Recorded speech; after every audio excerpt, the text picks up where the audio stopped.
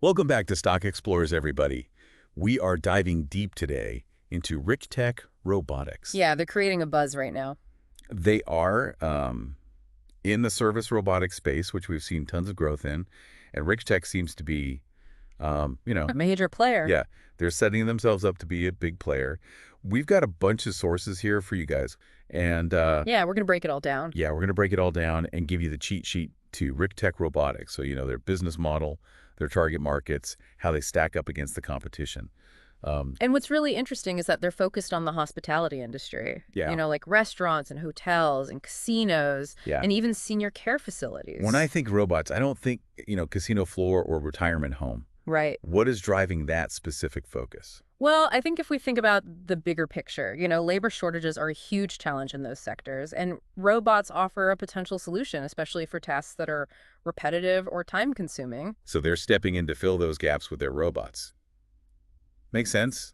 But what kind of robots are we even talking about here? Do they have a catalog of different models? They do. They have robots for indoor transport and delivery, sanitation, and even food and beverage automation. Okay, now that one food and beverage automation that piques my interest. Mhm. Do they have any robots with like catchy names? Absolutely. So their food delivery robot is called Matradee, Love it. and they claim that a single Matradee can handle over 1,000 deliveries per month in a bustling restaurant environment. 1,000 deliveries.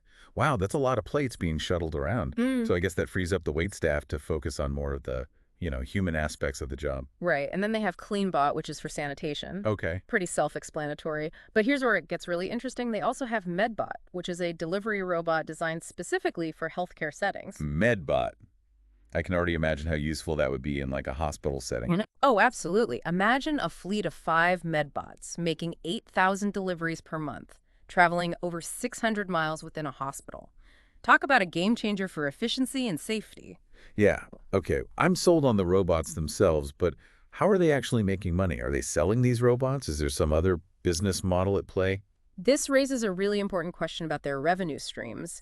They're transitioning from a product sales model to a robotics as a service, or RaaS model. RaaS. Okay. I'm familiar with software as a service, but this is new to me. It's a similar concept. So instead of buying the robot outright, businesses can essentially subscribe to it and pay a recurring fee. So it's more like leasing a robot employee than, making a one-time purchase. Exactly. And this lowers the barrier to entry for businesses, and it creates a more predictable and recurring revenue stream for Richtech. That makes a lot of sense. It's like the difference between buying a car and using a ride-sharing service. Precisely. And it seems to be working for them. They've already secured some significant RaaS contracts totaling $5.8 million, with lease terms ranging from 36 to 72 months. Those are some pretty substantial deals, but I have to imagine they're not the only ones playing in this field. Right. What's the competitive landscape looking like for them? That's where things get interesting. So the service robotics market is getting increasingly crowded, and they're facing competition from both established companies and a whole wave of startups. So who are some of the big names that they're up against? Well, in the delivery space, you have Purdue Technology, Inc. Okay. And then in the sanitation sector, you have Savioke, Okay. now doing business as Relay Robotics. Got it. Those are two major competitors. So it's a pretty competitive market. Yeah. What sets Richtech apart from the crowd? What makes their robot stand out? Well, one key differentiator seems to be their focus on direct customer support and building a robust service network. Okay. If a business is going to invest in robots, they want to know that there's someone there to help if something goes wrong. Right. Right. Especially in the hospitality industry where, downtime can really impact revenue. Exactly. And they also emphasize their agile product development teams, and they highlight their ability to create custom solutions for clients. So they're really trying to be that, full-service robotics provider. Exactly. Not just a company that sells robots. Okay. But providing that level of service and innovation, it's got to cost money. How's their financial health looking? Well, one thing that jumps out is their recent shelf offering for a cool $200 million, Wow. which suggests they are aiming for some pretty aggressive growth. That's a significant amount of capital they're trying to raise. Yeah. For our listeners who might not be familiar with the term, what exactly does a shelf offering mean? Basically, it allows them to register securities with the SEC and then offer them to the public gradually as needed over a period of time. Think of it as putting inventory on the shelf ready to be sold when the timing is right. So it gives them flexibility and helps them raise capital more efficiently. And it signals that they're anticipating a significant need for funding in the near future. So they're setting themselves up for potential future growth. Precisely. And here's another interesting piece of the puzzle. They recently regained compliance with the NASDAQ minimum bid price requirement. Which sounds like good news for the company and their investors. It is, and if we look at their fiscal year 2024 performance, there are some key highlights. They're investing heavily in R&D, which makes sense given their focus on innovation. And they've got a whole internal IT department with cybersecurity engineers to make sure everything is running smoothly and securely. Right, which is essential in this day and age, especially for a company dealing with cloud connectivity and sensitive data. So you can see they're laying the groundwork for future expansion. Okay, I'm starting to get the picture here. Richtech is betting big on the future of service robots, and they're laser focused on the hospitality industry. And their transition to a RaaS model could be a real game changer in terms of making their solutions more accessible to a wider range of businesses.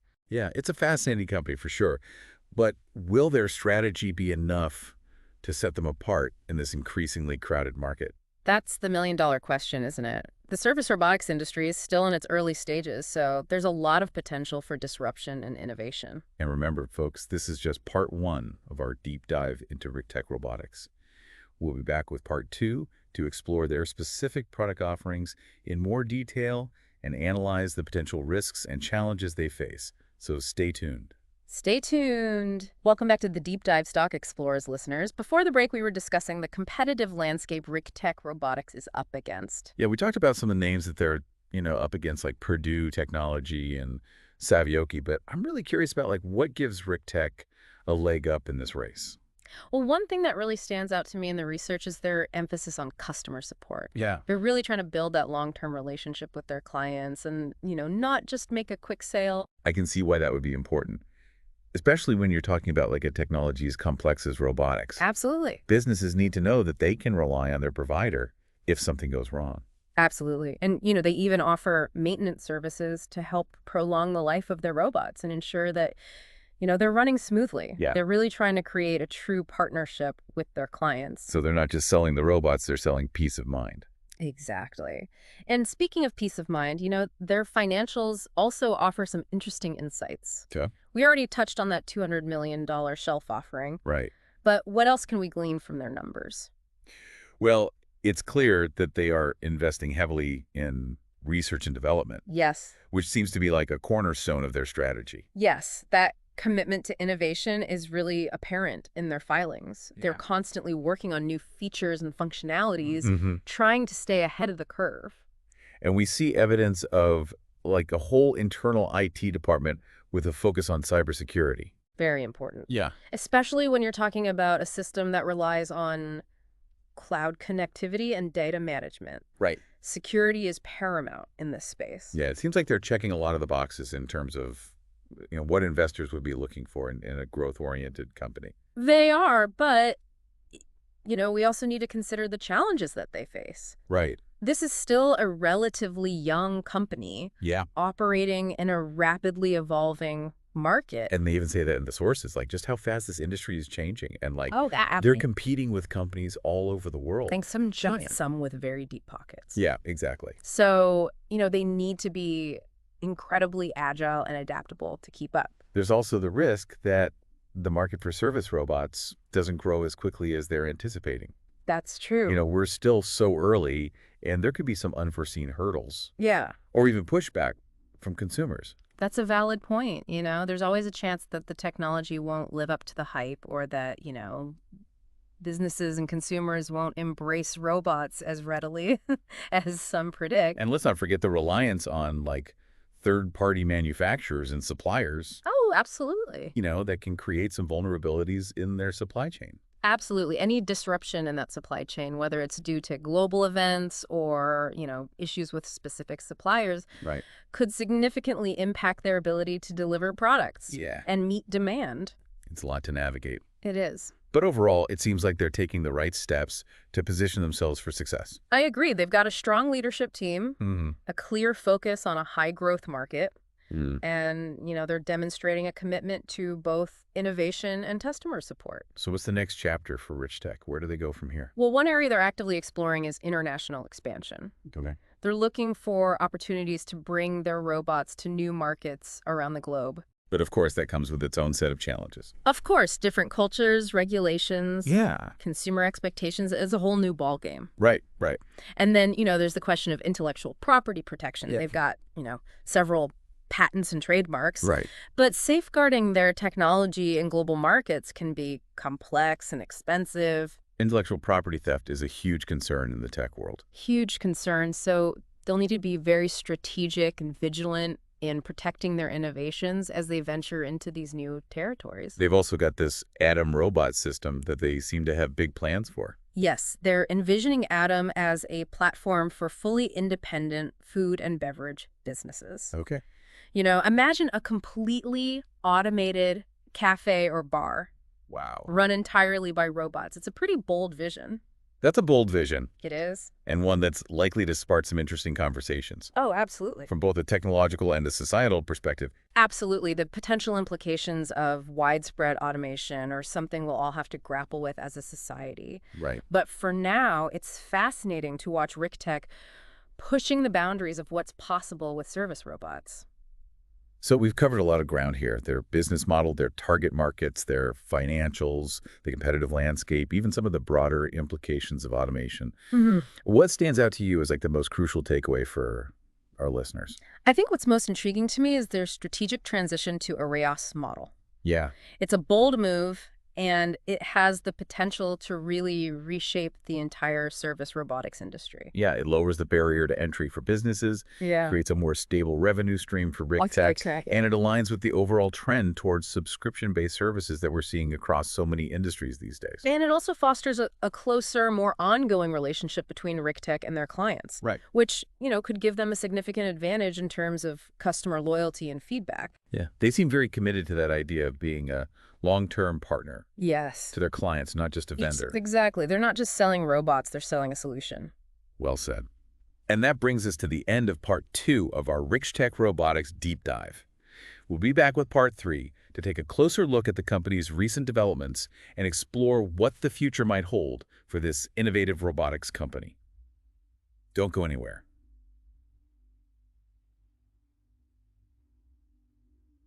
Welcome back, Stock Explorers listeners, to the final part of our deep dive into Richtech Robotics. The final leg of the journey. We've covered a lot of ground gaps. Their financials, their target markets, the competitive landscape. Yeah, we have. But there's still more to uncover. You're right. There are some recent developments that I think really shed some light on, where Richtech might be headed.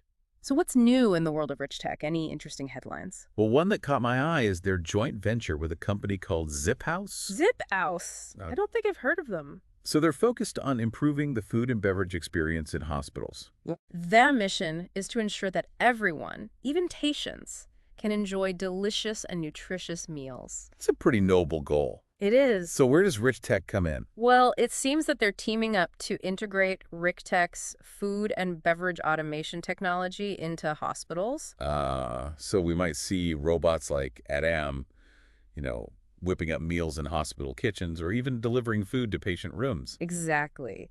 It's still early days, but this partnership could give Richtech a strong foothold in the healthcare food service sector. It's a natural progression considering they're already making waves with their Medbot delivery system in those settings. I agree. It really demonstrates, Richtech's knack for finding creative applications for their robotics technology. Speaking of creative applications, they've also unveiled a new robot called Scorpion. Yes, Scorpion, an AI-powered bartender, Okay. specifically designed for the beverage industry. A robot bartender. Mhm. Now that's something I'd love to see in action. Yeah, it's a single-arm system, so it's more compact and affordable than their Atom robot, but it still offers that same level of AI-driven customization and efficiency. I can see Scorpion being a hit in bars, restaurants, maybe even at stadiums during sporting events. Absolutely. It's a smart way for Richtech to kind of diversify their product line and tap into new markets. Right. And it seems that they're already showcasing Scorpion at Park 34 Liquor Store in New York. Oh, wow. That's a great way to generate some buzz and give potential clients a firsthand look at the technology. Exactly. Now, let's circle back to their global expansion plans. Okay. We touched on this earlier, but, it's worth diving a little deeper, Yeah, taking their robots international. right. What are some of the key hurdles that they're going to have to overcome? Well, they'll need to carefully research each market, right? Yeah. To understand local demand, Hmm. navigate different regulatory environments, and potentially even adapt their robots to meet specific cultural preferences. It's a complex undertaking, Yeah, but the potential rewards are huge absolutely. if they can successfully establish themselves in new markets. Huge, and they've already got some R&D operations in China, Okay. which gives them a starting point for expansion in that region. So as we wrap up this deep dive into Richtech Robotics, Mhm. what's the big picture for our Stock Explorers listeners? Well, I think the big takeaway here is that is a company in motion. Mm-hmm. They're not content with the status quo. They're actively forging new partnerships, Yeah. developing cutting-edge products, and setting their sights on global domination. They're operating in a space that is ripe for disruption and innovation, and they seem to be embracing that challenge head on. Exactly. And I think that combination of ambition, innovation, and strategic thinking makes them a company worth watching in the years to come. Well said. So there you have it. Stock Explorers listeners, our deep dive into Richtech Robotics. We explored their business model, their target markets, their financials, their competition, and even took a glimpse into their future. We hope this deep dive gave you valuable insights into this fascinating company and their potential impact on the evolving landscape of robotics. As always, remember that the information we shared is based on publicly available sources, Right. and it's crucial to conduct your own thorough research Yes. before making any investment decisions. Absolutely. If you enjoyed this episode, don't forget to subscribe to Stock Explorers, leave us a review, and tell a friend about the show. We're always on the lookout for interesting companies to explore, so let us know if there's a company you'd like us to deep dive into. Until next time, happy investing.